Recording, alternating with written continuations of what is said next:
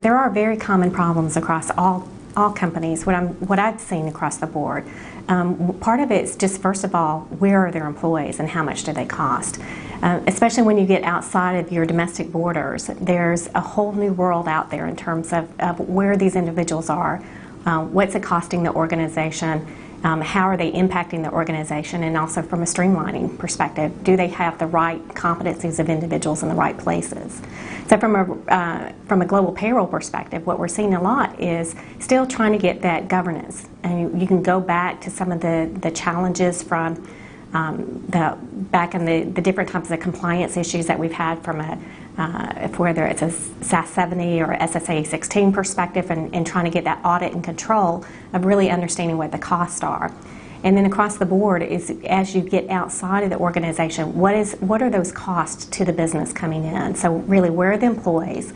And from a strategic perspective, how can I impact the organization with those costs? And so it's very common across the board, just a large governance and control of controlling those rising costs. And we'll see that across the board.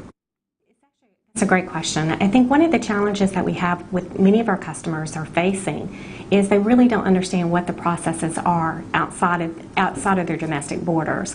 Who's actually performing the task? It happens to be blended across many different types of organizations, whether it's an HR function or a finance function or an office admin function.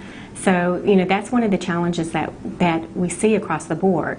So one of the ways that we approach that is we go in and help them with the discovery process, where we help them go in country and actually document their processes and who are the process performers, who are engaged in that activity, what type of work needs to be done. We look at best practices and try to roll that into the organization as well. So our first approach is, what is the as-is scenario? And from that as-is scenario, we have an opportunity to help them identify either best practices or different ways of working.